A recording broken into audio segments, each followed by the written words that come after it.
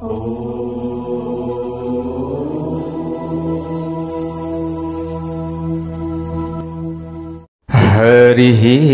ओम स्वस्ति श्री गणेशाय नमः। ओम नमो भगवते वासुदेवाय। ओम नमः शिवाय। आद्यन्त मंगलमजात समान भाव मार्यं तमीशमजरामरमात्मदेवं पंचाननं प्रबल पंचविनोदशीलं संभावये मनसि शङ्करमम्बिकेशं संभावये मनसि शङ्करमम्बिकेशं नारायणं नमस्कृत्य नरं चैव नरोत्तमं देवीं सरस्वतीं व्यासं ततो जयमुदीरये। श्री शिव महापुराण श्रवण गर्दै गर्दै आज तपाईं हामी आजको नयाँ भाग 6 मा उपस्थित भइसकेका छौं। सम्पूर्ण प्यारा प्यारा भगवानका भक्त सज्जन वृन्दमा भगवानको कृपा रहोस्, सबैको दुःख कष्ट हरण भएर जाओस् र श्री भगवान पशुपतिनाथको कृपा सबैलाई रहोस्। भगवानका गुणानुवाद आदिमा हाम्रो चित्त लागिरहोस्, मन लागिरहोस्। भगवानका यी लीला आदिलाई श्रवण गर्न पाइरखियोस् र भगवानका यी विग्रह आदिको दर्शन गर्न पाइरखियोस्। हामी यही आशीर्वाद भगवानसँग माग्दछौं। प्यारा भक्त भागवतहरू, श्री शिव महापुराण जसले हाम्रो कल्याण अवश्य पनि गर्नेवाला भएका कारणले गर्दा हजुरहरु समक्षमा हामीले श्री शिव महापुराण राख्दैछौं। हामीले महात्म्य खण्ड सकिसकेका छौं। श्री शिव महापुराणको महिमा श्री स्कन्द पुराणमा गाइएको छ भनौं अथवा स्कन्द पुराणले गाएका छन्। श्री शिव महापुराणको महात्म्य खण्डमा यसरी राखिएको छ। श्री शिव महापुराण हामीले बुझ्नुपर्ने हुन्छ। अब श्रीको त धेरै अर्थ छ। श्री लक्ष्मी, श्री यश, श्री वैभव भनौं, धेरै अर्थ लाग्दछ। अब शिव भनेको कल्याणदायक शब्द हो, कल्याण दिने शब्द हो। शिवको धेरै अर्थ रहेका छन् प्यारा भक्त भागवतहरू। महापुराण, महा भनेको ठुलो ग्रन्थ। अब यहाँनिर पुराणको त अब जति सुनो त्यति नै सुनौ लाग्ने, जति पुरानो भए पनि नयाँ नयाँ हुने नै के हो, पुराण हो। श्री शिव महापुराण हामीले श्रवण गर्दैछौं। अब आजदेखि विद्येश्वर संहितामा हामी प्रवेश गरेका छौं। यो प्रथम संहिता रहेको छ जसमा 25 अध्याय रहेका छन्। प्यारा भक्त भागवतहरू, यहाँनिर ग्रन्थकर्ताले सबैभन्दा अगाडि स्तुति गर्नुभएको छ, सबैभन्दा अगाडि वन्दना गर्नुभएको छ। आद्यन्त मंगलमजात समान भाव, जो आदि मध्य र अन्तमा सधैँ मंगलमय हुनुहुन्छ। कहिले? आदि, अनादिकालदेखि, पहिलेदेखि नै। पहिले सुरुवातमा पनि हुनुहुन्थ्यो, मध्य समयमा पनि हुनुहुन्थ्यो, अन्त समयमा पनि हुनुहुनेछ अवश्य। र अहिले पनि हुनुहुन्छ, पहिले पनि हुनुहुन्थ्यो र हुनुहुनेछ। र जो सधैँ मंगलमय हुनुहुन्छ। उनी शंकरको म मनमनै चिन्तन गर्दछु। ग्रन्थकर्ताले सबैभन्दा अगाडि यसरी यहाँनिर वन्दना गर्नुभएको छ। जसको तुलना कसैसँग हुन सक्दैन, तमीशमजरामरमात्मदेवं, जसले आत्मालाई प्रकाशमय बनाउनुहुन्छ, जसका 5 वटा मुख छन्, एउटा होइन, दुईटा होइन, कति 5 वटा मुख छन्, जसले ख्याल ख्यालैमा जगतको रचना गर्नुहुन्छ। ख्याल ख्यालैमा, ख्याल ठट्टामा, रेला रेलामा नि कसैले केही चीज बनाए जस्तो भगवानले यो संसारको रचना गर्दिनुहुन्छ। सम्पूर्ण ग्रह नक्षत्र तारा मण्डल आदिलाई ठिक ठाउँमा राखेर ब्यालेन्स मिलाएर प्रकृति सुहाउँदो समय वातावरण मिलाएर हिमाल हुनुपर्ने ठाउँमा हिमाल राखेर तराई हुनुपर्ने ठाउँमा तराई, जहाँ समुद्र हुनुपर्ने हो त्यहाँ समुद्र, जहाँ उर्वरा भूमि हुनुपर्ने हो त्यहाँ उर्वरा भूमि, जहाँ जे फल्नुपर्ने हो जस्तो ऋतु अनुसार फल्ने यी सबै व्यवस्था कसले गर्नुहुन्छ? उनी प्रभु परमात्माले गर्नुहुन्छ। त्यही उहाँको रचनाभित्र, त्यसैभित्र हामीलाई पनि उहाँले रचना गर्नुभएको छ र उहाँले नै सृजना गर्नुभएको हामी र उहाँले नै सृजना गर्नुभएको अरू चिजवस्तुको हामी उपयोग गर्दैछौँ। त्यसलाई हामीले आफ्नो अनुकूल तोडमोड गरिरहेका छौँ। तोडमोड गरेर हामीलाई अनुकूल पनि हामीले बनाइरहेका छौँ, किनभने हामी त मानव हौँ नि त, होइन? हामीलाई अब टाढा टाढाका व्यक्तिहरूसँग फोन गर्न मन लाग्यो, होइन? बोल्न मन लाग्यो त त्यो समयमा अब के को आविष्कार हो? मोबाइलको आविष्कार हो। हेर्नुहोस् त, यसरी अब हामीलाई जे चाहियो त्यो हाम्रो क्षमता अनुसार हामीले त्यो बनाउने हो, सृजना गर्ने हो, होइन? तर जुन यो त्यसका लागि चाहिने आवश्यक पदार्थहरू हुन्छ त्यो त प्रभु परमात्माले नै अगाडि सृजना गरिसक्नु भएको छ। त्यसलाई हामीले यसो जोडजाड मात्र गरेर त्यसलाई फेरि नयाँ रूप दिने हो। ल हेर्नुहोस्, र पालन पनि गर्नेवाला हुनुहुन्छ, सम्हार पनि गर्नेवाला हुनुहुन्छ उनी प्रभु परमात्मा। र अनुकम्पा र दृश्यरूपी 5वटा कर्म उहाँले गर्नुहुन्छ विशेष। के जगतको रचना, पालन, सम्हार, अनुकम्पा र दृश्यरूपी। के दृष्टिले पनि सबैको के गर्नुहुन्छ? कल्याण गर्नुहुन्छ। यी 5वटा कर्म उहाँ उनै श्री शङ्करले गर्नुहुन्छ। उनै श्री शङ्कर त्यस्ता खालका हुनुहुन्छ। उनै श्री शङ्करलाई मनमनै म चिन्तन गर्दछु भनेर यसरी ग्रन्थकर्ताले अगाडि के गर्नुभएको छ? वन्दना गर्नुभएको छ, ध्यान गर्नुभएको छ। अब यहाँनिर वेदव्यासजीले भन्दै हुनुहुन्छ, प्यारभक्त भागवतहरू, धर्म क्षेत्रे महाक्षेत्रे गङ्गा कालिन्दी सङ्गमे प्रयागे परमे पुण्ये ब्रह्मलोकस्य वर्तमनि। जुन ज्यादै जो धर्मको महान क्षेत्र छ, ज्यादै धार्मिक क्षेत्र, अनि गङ्गा र यमुनाको सङ्गम स्थल प्रयागमा सतमार्गमा स्थित रहेका मुनिहरूले एउटा धेरै विशाल ज्ञान यज्ञको आयोजना गरे। एकचोटिको कुरा हो यो, वेदव्यासजीले यहाँनिर लेख्नु भएको छ। त्यो ज्ञान यज्ञ हुन लागेको कुरा सुनेर सुतजी त्यहाँनिर आइपुग्नुभयो अथवा सुतजी पाल्नुभयो। यसरी सुता आएको देखिसकेपछि त्यहाँ भएका मुनिहरूले ज्यादै प्रसन्न हुँदै उनै सुतजी महाराजको स्वागत गरे। सबैले स्वागत स्वागत, आउनुहोस् आउनुहोस्, ज्ञानका खानी हुनुहुन्छ उहाँ त। सबैले हात जोडेर सुतजीसँग भने। मुनिहरूले नि त्यो समयमा उनीहरूले भन्दैछन्, अब यहाँनिर के भन्छन् त मुनिहरूले, हामीले त्यो पनि बुझ्नु पर्दछ, त्यो पनि सुन्नु पर्दछ। ल हेर्नुहोस्, तपाईँ के हुनुहुन्छ? ज्यादै भाग्यमानी हुनुहुन्छ, सर्वश्रेष्ठ हुनुहुन्छ। तपाईँले वेदव्यासबाट सबै पुराणको ज्ञान हासिल गर्ने अवसर पाउनु भएको छ। मुनिहरूले के भन्दैछन्? सुतजीलाई यसरी भन्दैछन्, त्यसैले तपाईँले आश्चर्यजनक कथाहरूका महासागर तपाईँ हुनुभएका कारणले गर्दा अब तपाईँले हामीलाई तीनवटै लोकमा भूत, वर्तमान र भविष्य अनि अरू पनि जे जति वस्तुहरू छन् ती सबै तपाईँमा ज्ञान छ। अब जे हामीलाई श्रवण गराउन सक्नुहुन्छ, हाम्रो कल्याणका लागि त्यो श्रवण गराइबक्सियोस्। यो यज्ञमा तपाईँ आउनु हाम्रा लागि ज्यादै ठुलो सौभाग्य हो। यसै कारणले तपाईँका जति पनि ज्ञानहरू रहेका छन् ती ज्ञानका केही अंश मात्रै भए पनि हामीले श्रवण गर्न पाए हामी धन्य हुने थियौँ।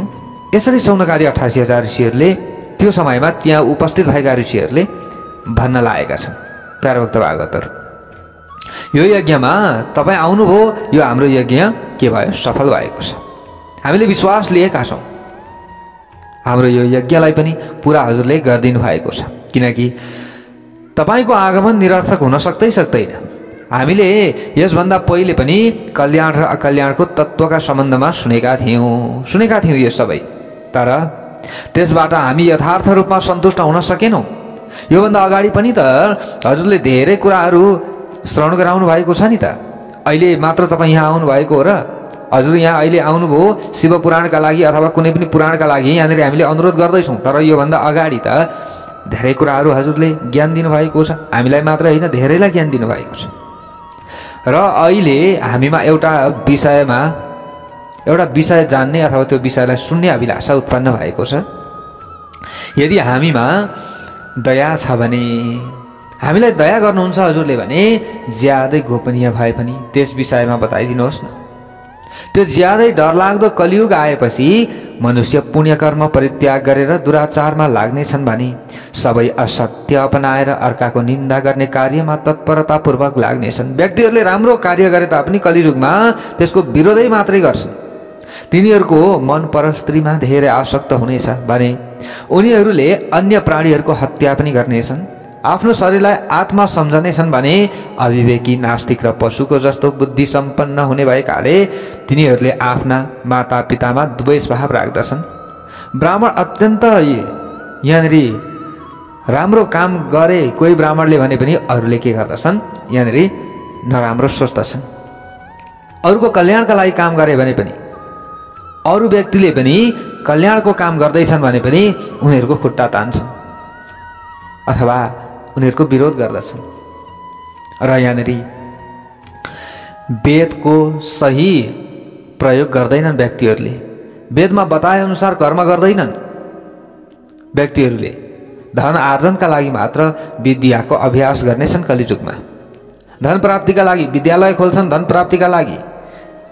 हेर्नुहोस्, डाक्टरले चाहिँ सेवाका लागि एउटा हस्पिटल खोले अथवा मेडिकल खोले भने त्यहाँनिर पनि के हुन्छ, स्वार्थ नै हुन्छ। ब्राह्मणले कुनै कर्म गरे भने पनि त्यहाँ पनि स्वार्थै हुन्छ, अथवा अरू कसैले केही कर्म गरे भने पनि त्यहाँनिर स्वार्थै हुन्छ। कलिजुगमा आफ्नो जातको कर्म छोडेर, आफूले गर्नुपर्ने कर्मलाई छोडेर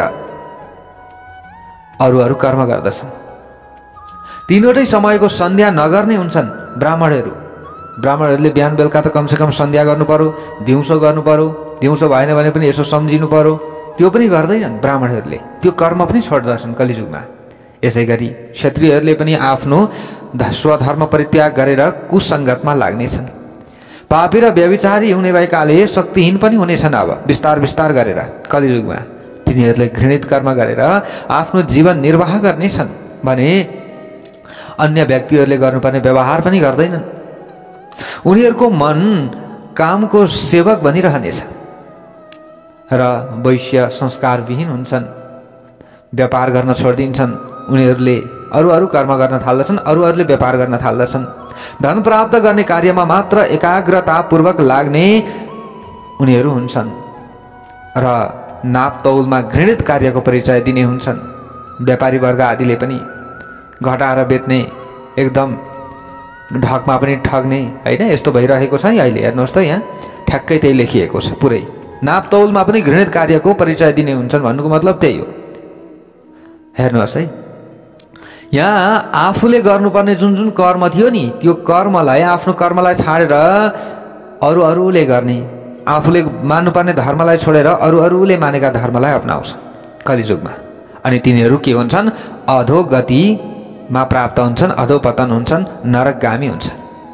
तिनीहरूले स्वाभाविक रूपमा आफ्नो कर्मलाई परित्याग गर्छन्, धर्मलाई परित्याग गर्छन्। तिनीहरूको विचार धर्मको प्रतिकूल हुन्छ, ती कुटिल हुन्छन्।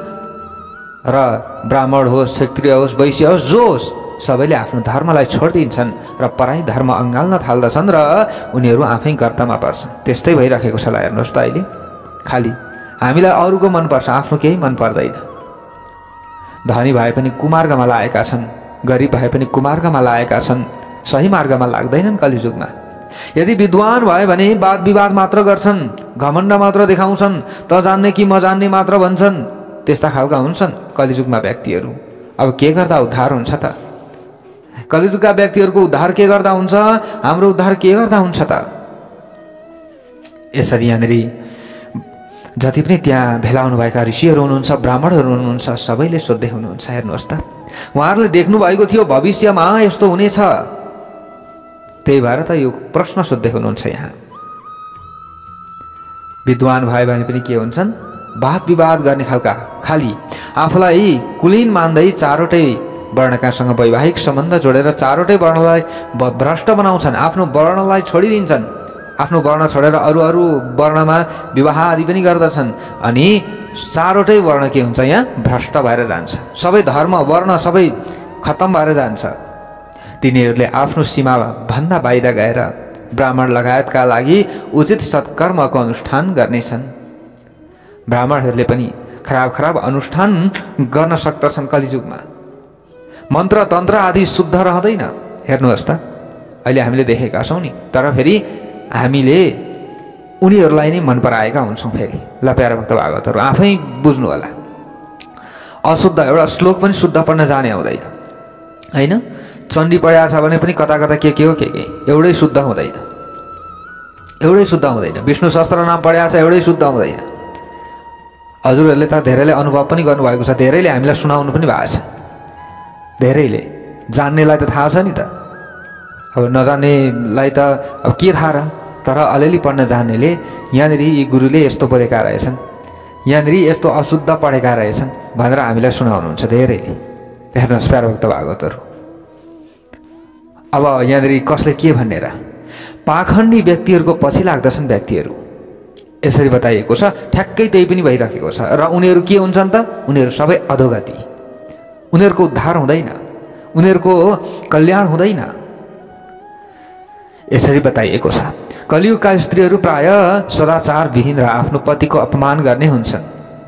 पतिहरू पनि त्यस्तै हुन्छन्, तिनीहरूको सासु र बुहारीका बीचमा झगडा भइरहन्छ। कलियुगमा कहिले पनि मिलेर बस्ने स्वभाव उनीहरूमा हुन्न, कोही कोहीमा होला एकातमा, त्यस्ता खालका हुन सक्छन् कलियुगमा। अब उनीहरूको उद्धार र कल्याण के गर्दा हुन्छ त, यसो त बताइबक्सियोस् न। यहाँनिर जे छ मैले त्यही भन्दैछु प्यारा भक्त भागवतहरू, किनभने यहाँ ऋषिहरूले सोध्नु भएको प्रश्न हो यो। कसैसँग डराउँदैनन् व्यक्तिहरू, निडर बन्छन्, जस्तो पाए त्यस्तै कर्म गरेर अघि बढ्ने हुन्छन् कलियुगमा। त्यस समयका स्त्री होस् अथवा पुरुष होस्, सबै अयोग्य भोजन गर्नेवाला हुन्छन्। कुन समयका, कलियुगका व्यक्तिहरू घृणित हावभाव देखाउने हुन्छन्। बाहिरबाट हेर्दा राम्रो लवाई खवाई छ, भित्र चाहिँ अरू नै छ। बाहिर हेर्दा चिटिक्क छ, भला आदमी जस्तो देखिन्छ, तर भित्र भने उसले गर्ने कर्म कस्तो छ, उसले कस्तो व्यवहार गर्दछ, त्यसको भित्री कुरा अरू नै हुन्छ। यहाँनिर खराब स्वभाव भएका र आफ्नो चाहिँ स्वार्थका लागि मात्र व्यक्तिहरूले कर्म गर्ने हुन्छन् कलियुगमा, यसरी बताइएको छ। ल हेर्नुहोस्, यसरी जसको बुद्धि नष्ट भएको छ उसले आफ्नो धर्म छोडेको छ। यस प्रकारका मनुष्यहरूले यो लोक र परलोकमा कसरी उत्तम गति पाउलान् त। ए प्रभु बताइदिनुहोस् न। अब हामीलाई त यो चिन्ता लागिरहेको छ, कलियुगका व्यक्तिहरूले धर्म छोडिसकेपछि त अब उनीहरूको कल्याण त हुँदैन। त्यसैले हामी चिन्तित छौँ। ल हेर्नुहोस् है, साधु सन्त महन्त पुरुषहरू नि उनीहरू केमा चिन्ता हुन्छन्, आफ्नो दुःखमा उनीहरू कहिले पनि चिन्तित हुँदैनन्। ल ठिकै छ, म त कष्ट सहौँला, तर भोलिको अवस्था भने यस्तो हुनेछ, उसलाई कस्तो पीडा भएको होला, उसलाई कस्तो अवस्था भएको होला, यो सोच्ने हुन्छन्। साधु सन्त महन्त तिनै हुन्, अरूको पीडामा दुखी हुने, अरूको खुसीमा खुसी हुने, तर जो कोही यस्ता हुँदैनन्। हेर्नुहोस् प्यारो भक्त भागवतहरू, त्यतिखेरका यी साधु सन्त महन्त सुनगादी 88,000 ऋषिहरू कति महान हुनुहुन्थ्यो हाम्रो उद्धारका लागि। अहिले हेर्नुहोस् त, अहिले हामी कलियुगका प्राणीहरूको उद्धारका लागि उहाँहरूले यो चिन्तन गर्नुभयो, हेर्नुभयो, ध्यान दृष्टिले। यस्ता खालका हुन्छन् व्यक्तिहरू, उनीहरूको उद्धार के गर्दा हुन्छ त, त्यसका लागि प्रश्न सोध्नु भएको छ। ल हेर्नुहोस् त, कति दूरदर्शी हुनुहुन्थ्यो उहाँहरू, किनकि यो संसारमा परोपकारभन्दा ठुलो कुनै पनि धर्म छैन अर्को। यसरी भनिएको छ, परोपकाराय पुण्याय, यसरी भनिन्छ। यसकारण ज्यादै सानो उपायद्वारा यी सबै पाप तत्कालै नाश हुने विषयमा बताइदिनुहोस्। ल हेर्नुहोस् है, यसरी सोध्नु भएको छ ऋषिहरूले। यहाँनिर वेदव्यासजीले लेख्दै हुनुहुन्छ, भन्दै हुनुहुन्छ, ती मुनिहरूका यस्ता प्रकारका कुरा सुनिसकेपछि सुतजीले मनमा नै भगवान श्री शङ्करको स्मरण गर्न लाग्नुभयो। हर हर महादेव। ल हेर्नुहोस्, अब जसको गुणानुवाद गाउनु छ, पहिले उहाँको चिन्तन नगरी हुन्छ त, उहाँको चिन्तन मनन नगरी हुन्छ त, हुँदैन नि त। पहिले के गर्नुभयो, शंकर भगवान को स्मरण गर्न लाग्नुभयो। इत्याकर्ण्य वचस्ते साम मुनीनां भावितात्मनां मनसा शंकरं स्मृत्वा सुतः प्रोवाच तान् मुनीन्। यहाँनिर भन्दै हुनुहुन्छ भगवान शंकरको स्मरण गर्दै तिनीहरूसँग भन्न लाग्नुभयो। कसले? सुतजीले। के भन्नुहुन्छ सुतजी? साधु पृष्ठम साधवो वस्त्रै लोक्यहितकारकम। साधु पृष्ठम साधवो वस्त्रै लोक्य हितकारकम। यहाँले त्यही भन्दै हुनुहुन्छ। गुरुम स्मृत्वा भवेत् स्नेहाद वक्षे तच्छृणु तादरात्। हे साधु महात्मा हो, तपाईहरूले त कति ठुलो सोच राख्नु भएको छ। ओहो, तपाईहरूले आफ्नो उद्धारका लागि मात्रै सोच्नु भएको थियो भने त हाम्रो कल्याण के गर्दा हुन्छ होला भनेर मात्रै गर्नुहुन्थ्यो नि। तर हेर्नुहोस्, सारा चराचर जगतको कल्याणका लागि जिज्ञासा राखेर ज्यादै राम्रो प्रश्न सोध्नु भएको छ तपाईहरूले। म बताउने छु। ओहो, ल हेर्नुहोस्, साधु सन्त महन्त आदिको हृदय यस्तो खुल्ला हुन्छ।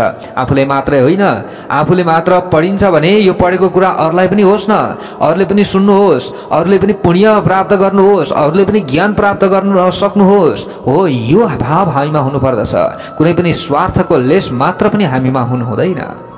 ल हेर्नुहोस् त, सुतजीले यहाँनिर प्रशंसा गर्नुभयो प्रश्न सोध्नेवालाको।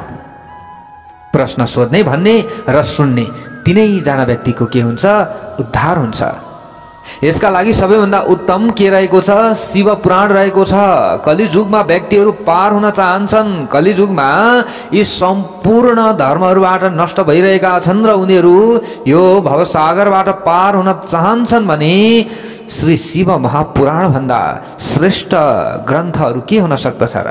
हे सौनकादि 88,000 ऋषि हो, हे ऋषि हो, हे महन्त हो, हे साधु हो, यो वेदान्तको समग्र सार रहेको छ, यहाँ संहिता रहेको छ भने अब अघि भने जस्तै श्री शिव महापुराण सुनाउने र सुन्ने दुवैको पाप त यथार्थ रूपमा नष्ट गरिदिन्छ। यस बाहेक यसले परमार्थ सुधार्छ र कलिको दोष पनि नष्ट गरिदिन्छ।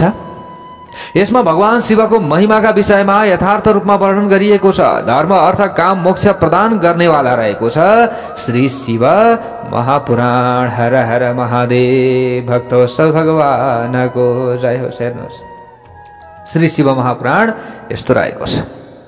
एउटै मात्र हो, होइन, धर्म मात्र होइन, अर्थ मात्र होइन, काम मात्र होइन, मोक्ष पनि दिने श्री शिव महापुराण यस्तो महत्त्वपूर्ण ग्रन्थ हो। त श्री शिव महापुराणको श्रवण अहिले नगरेर पुरा यस्तो समयमा हामीले श्रवण नगरेर कहिले श्रवण गर्ने? पछि हामीले श्रावणको महिनामा पनि श्रवण गरौँला, तर त्यो भनेको विधि अलग हुनेछ फेरि। तर अहिलेको विधि भने अलग हुनेछ प्यारा भक्त भागवतहरू।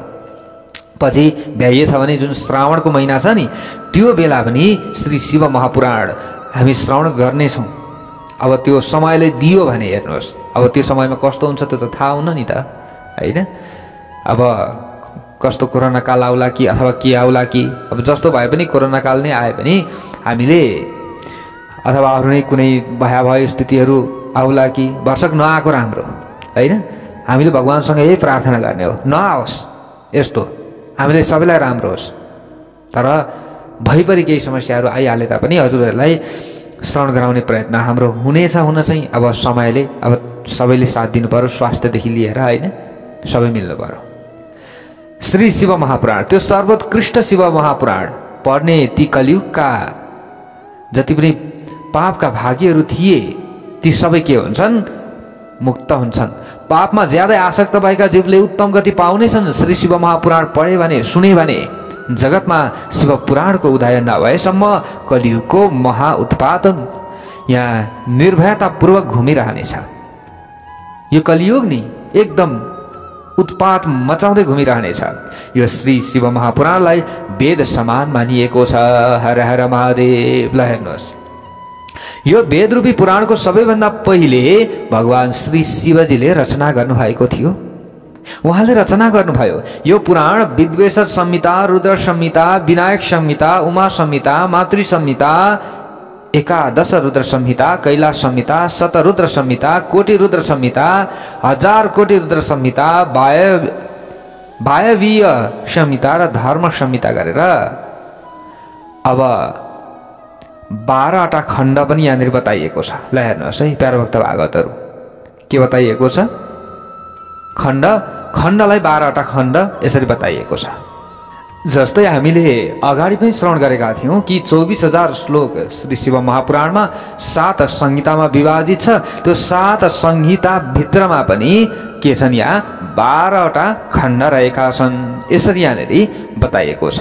अझ यहाँनिर एउटा खण्ड जस्तै 13वटा खण्ड पनि यहाँनिर थपिएको छ। जस्तै द्वितीय खण्ड भनिन्छ, यहाँनिर बताइएको छ कि अन्तिममा जुन यहाँ वायवीय संहिता भनियो यसको पनि द्वितीय खण्ड, त्यसलाई पनि यसरी यहाँनिर थपिएको छ। थपिन चाहिँ हेर्नुहोस्, तर यो पहिलेदेखि नै हो, यो पछि थपिएको कुरा त होइन। जस्तै पहिलो खण्ड र दोस्रो खण्ड हो। यो वायवीय संहिताको पहिलो खण्ड, वायवीय संहिताको दोस्रो खण्ड, यसरी गरेर 13वटा पनि छन्। तर यहाँनिर जुन एउटै आयो नि त नाम, त्यसैले यहाँ 12वटा खण्डको कुराहरू पनि गरिएको छ। अब ती संहितामध्ये विद्वेषर संहितामा 10,000 श्लोक रहेका छन् भने रुद्र संहिता, विनायक संहिता, उमा संहिता र मातृ संहितामा प्रत्येकमा 8,000 श्लोक रहेका छन्। एकादश रुद्र संहितामा 13,000 श्लोक रहेका छन्। कैलाश संहितामा 6,000 श्लोक रहेका छन्। कोटि रुद्र संहितामा 9,000 श्लोक रहेका छन् र यसरी पुरा बताइएको छ।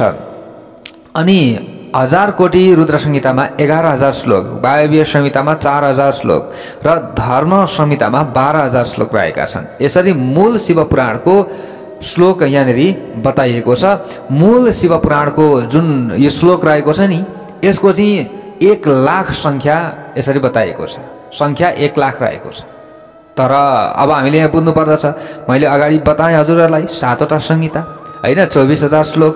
तर अब यहाँनिर के भएको छ भने त्यस्तो भए तापनि वेदव्यासले त्यसलाई 24,000 श्लोकमा सीमित गराइदिनु भएको छ।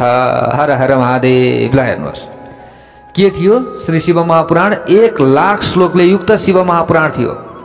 यति चाहिँ खण्डहरू थिए, तर त्यसलाई घटाएर जो वेदव्यासजी हुनुहुन्छ नि, वेदव्यासजीले के गरिदिनु भयो? त्यसलाई सीमित बनाइदिनु भयो। पढ्नलाई सजिलो होस्, सबैलाई बुझ्नलाई सजिलो होस्, थोरै होस् भनेर उहाँले 1,00,000 श्लोकलाई घटाएर 24,000 श्लोकमा सीमित गराइदिनु भयो। हर हर महादेव। जस्तै अनि यहाँ अरू पनि बताइन्छ कि पुराणहरूको क्रममा 18 पुराण आदिको क्रममा का दृष्टिमा यो शिव पुराण 4थो स्थानमा राखिएको छ र यसमा 7वटा संहिता समेटिएको छ अन्तिममा गएर। अगाडि हजुरहरूले बुझ्नुभयो होला, त्यही 1,00,000 को जुन श्लोक थियो, 1,00,000 श्लोक वाला श्री शिव महापुराण बृहत ग्रन्थ थियो, त्यसलाई घटाइदिनु भएको छ र त्यसलाई 7वटा संहितामा सीमित गराइदिनु भएको छ। हजुरहरूले यसरी बुझ्नुहोला। भक्तवत्सल भगवानको जय होस्। प्राचीन कालमा भगवान श्री शिवले श्लोक संख्याका आधारमा 100 करोड श्लोक भएको एउटा पुराण रचना गर्नुभएको थियो। यी कुराहरू पनि रहेका छन्। सृष्टिको आदिमा हो यो, सृष्टिको आदिमा रचना भएको यो पुराण ज्यादै ठुलो थियो। यसरी ठुलो भए पनि द्वापर लगायतका युगमा वेदव्यासले पुराणलाई 18 भागमा विभाजित गर्दा सबै पुराणको संक्षिप्त रूपमा 4,00,000 श्लोक मात्र भएको छ। यसरी बताइएको छ 4,00,000 श्लोक मात्र भयो अन्तिममा गएर। त्यस समयमा वेदव्यासले शिव पुराणलाई 24,000 श्लोकमा सीमित गरिदिनु भयो। यो पुराणको श्लोक संख्या यही हो भने यो वेद समानको पुराण 7वटा संहितामा विभाजित छ। यो अगाडि पनि बताइएको थियो, फेरि यहाँ पनि आयो। यसको पहिलो संहिताको नाम विद्वेषर संहिता, दोस्रोको रुद्र संहिता, तेस्रोको शतरुद्र संहिता, चौथोको कोटि रुद्र संहिता, पाँचौंको उमा संहिता, छैटौंको कैलाश संहिता र सातौंको वायवीय संहिता यसरी राखिएको छ। यी 7वटा संहिता भएको यो अलौकिक शिव पुराण वेद बराबर जस्तै प्रामाणिक र सबैभन्दा उत्तम गति प्रदायक रहेको छ। यो समग्र जीवका लागि ज्यादै कल्याणदायक ग्रन्थ रहेको छ श्री शिव महापुराण। तीनवटै ताप नष्ट गराउनेवाला, आध्यात्मिक, आदि भौतिक, आदि दैविक यो तीनटै तापलाई नष्ट गराइदिनेवाला श्री शिव महापुराण रहेको छ र तुलना रहित, कसैले पनि तुलना गर्न सक्दैन, सत्पुरुषहरूका लागि कल्याणप्रद रहेको छ श्री शिव महापुराण। यसमा वेदान्तमय विज्ञान, प्रकृति र निष्काम धर्मका विषयमा वर्णन गरिएको छ। यो पुराण ईर्ष्या रहित अन्तरात्मा भएका विद्वानहरूले जान्य योग्य विषय रहेको छ, विषयवस्तु हो शिव पुराण भनेको। यसमा उत्तम मन्त्रहरूको सङ्कलन तथा धर्म, अर्थ र काम प्राप्तिको साधनका बारेमा वर्णन गरिएको छ। यो पुराण सबै पुराणहरूमध्ये श्रेष्ठ भएकाले जसले श्रद्धापूर्वक यो सुन्ने वा पढ्ने गर्दछ त्यसले भगवान श्री शिवजीलाई प्रसन्न बनाउँदछ। जसले सुन्दछ नि श्री शिव महापुराण, जसले भन्दछ नि श्री शिव महापुराणको कथा, उहाँबाट भगवान भोले बाबा, ती व्यक्तिहरूबाट भगवान भोले बाबा अत्यन्त प्रसन्न बन्नुहुन्छ। यसरी बताइएको छ। ल हेर्नुहोस् प्यारो भक्त भागवतहरू, कस्तो राम्रो कुरा बताइएको छ यहाँनिर। अब यसरी सबै कुरा बताउनु भयो कसले? सुतजीले। अब सुतजीले यसरी बताइसकेपछि यहाँ फेरि वेदव्यासजीले भन्दै हुनुहुन्छ। अब उहाँले त लेख्दै हुनुहुन्छ नि त, वेदव्यासजीले भन्दै हुनुहुन्छ सुतका यस्ता प्रकारका कुरा सुनिसकेपछि इत्याकर्णवचः सौतं प्रोचुस्ते परमर्षयः वेदान्त सार सर्वस्वं पुराणं श्रावयाद्भुतम्।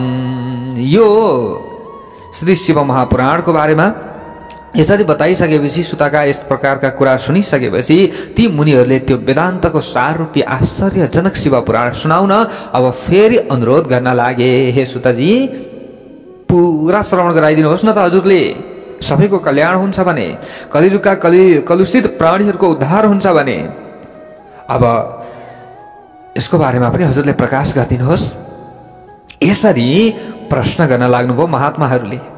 त अब सुतजीले अगाडि गएर भन्नुहुन्छ शृण्वन्तु ऋषयः सर्वे स्मृत्वा शिवमनामयं पुराण प्रवणं शैवं पुराणं वेदसारजम्। यहाँनिर भन्दै हुनुहुन्छ तपाईहरू सबै महर्षिगण रोग शोकले रहित कल्याणमय भगवान शिवको स्मरण गरेर वेदको सार तत्वबाट प्रकट भएको पुराण प्रवर हो यो श्री शिव महापुराण। अब श्रवण गर्नुहोस्। यो श्री शिव महापुराण भक्ति, ज्ञान र वैराग्यका बारेमा वेदान्तमा जस्तै गरी ज्यादै विस्तारमा वर्णन गरिएको छ। यो वर्तमान कल्पमा जुन समयमा सृष्टि आरम्भ हुन लागेको थियो त्यस समयमा 6वटा महर्षिहरूले आपसमा वाद विवाद गर्दै भन्न लागेछन्। त्यो समयमा जुन यज्ञको बेलामा सृष्टि क्रमको समयमा आरम्भमा ती महर्षिहरूले भने के भने उनीहरूले त्यो नभएर यो वस्तु सबैभन्दा उत्तम छ, त्यो नभएर यो वस्तु के छ सबैभन्दा उत्तम छ। उनीहरूको विवादले भयानक रूप लियो त्यो समयमा। ल हेर्नुहोस् त्यहाँनिर ज्ञान वैराग्यका बारेमा वेदान्तमा जस्तै गरी ज्यादै विस्तारपूर्वक वर्णन गरेको कुरा मैले हजुरहरूलाई बताएँ श्री शिव महापुराणमा। सुतजीले यही भन्नुभएको छ। अनि जुन यो वर्तमानको सृष्टि आरम्भको बेलाको कुरा रहेको छ, यो त्यहाँ अलिअलि भनाभन हुँदै अलिअलि बोल्दै त्यो नभएर यो वस्तु ज्यादै उत्तम, अथवा त्यहाँ केही कुरामा वाद विवाद पर्दा यस्तो त्यहाँनिर वाद विवाद उत्पन्न भयो। उनीहरूको विवादले भयानक रूप लियो त्यो समयमा। त्यसपछि तिनीहरूले आफू बीचमा उत्पन्न भएको विवाद समाधानका लागि ब्रह्माजीको नजिकमा गए। सबैजना गएर प्रणाम गरे। हे ब्राह्मण, सबैले गएर बिन्ती गरे, विनम्रतापूर्वक भने। तिनीहरूले भन्न लागे तपाईँ समग्र जगतको पालन पोषण गर्नेवाला हुनुहुन्छ, सबैको कारण पनि भएका कारणले गर्दा हामी तपाईबाट सबै तत्त्वभन्दा यथार्थ रूपमा अलग भगवान शिवका विषयमा विस्तारपूर्वक जान्न चाहन्छौँ। सबै त्यहाँ अब वाद विवाद भइसक्यो हैन। अब त्यो नभए यो उत्तम भन्न थाले, अथवा यहाँनिर त्यो तत्त्व यो तत्त्व नभए त्यो तत्त्व उत्तम। अब यसरी भन्दै त्यो वाद विवाद भइसकेपछि अब कुन चाहिँ उत्तम हो त? शिव तत्त्व उत्तम हो कि अथवा कुन तत्त्व उत्तम हो त? कि तत्त्व एकै हो त? कस्तो के हो? त्यसका बारेमा त जान्नु पर्यो। सबै ब्रह्माजीका शरणमा गएछन्। ल हेर्नुहोस् है प्यारो भक्त भागवतहरू, तत्त्वभन्दा यथार्थ रूपमा अलग जुन त्यो तत्त्व छ नि, त्यो तत्त्व त एउटै हो, तर यथार्थ रूपमा अलग भगवान शिवका विषयमा विस्तारपूर्वक हामी जान्न चाहन्छौँ। हे ब्राह्मण, बताइबक्सियोस्, त्यो तत्त्वभन्दा अलग छ त केही कुरा? र शिवजीको बारेमा हामी यसरी जान्न चाहन्छौँ, बुझ्न चाहन्छौँ। यसरी भनिसकेपछि ब्रह्माजीले अगाडि गएर यहाँनिर भन्दै हुनुहुन्छ, यतो वाचो निवर्तन्ते अप्राप्य मनसा सह यस्मात् सर्वमिदं ब्रह्म विष्णु रुद्रेन्द्र पूर्वकम्। उहाँलाई पाउन नसकेर उहाँबाट मनसहित वचन फर्किन्छ, जसबाट ब्रह्मा विष्णु रुद्र इन्द्र लगायतले परिपूर्ण भएको यो समग्र जगत सबै भूत र इन्द्रियहरू सहित पहिलो पटक उत्पन्न भयो। के पहिलोपल्ट उत्पन्न भयो? उहाँ महादेव सबैका विषयमा जान्ने हुनुहुन्छ, सबैका विषयमा जान्ने तथा समग्र जगतको स्वामी हुनुहुन्छ को श्री महादेव। ब्रह्माजीले यसरी बताउँदै हुनुहुन्छ, तत्त्वभन्दा यथार्थ रूपमा अलग भगवान शिवका विषयमा विस्तारपूर्वक जान्न चाहेका अब ऋषिहरूलाई ब्रह्माजीले बताउँदै हुनुहुन्छ। अब के बताउनुहुन्छ अगाडि, शिव तत्त्व के रहेछ, कस्तो के हो, त्यो सबै हामीले अर्को भागमा बुझ्ने नै छौँ। आजको भागबाट बिदा दिनुहोस्। सबैले भनौँ हर हर महादेव।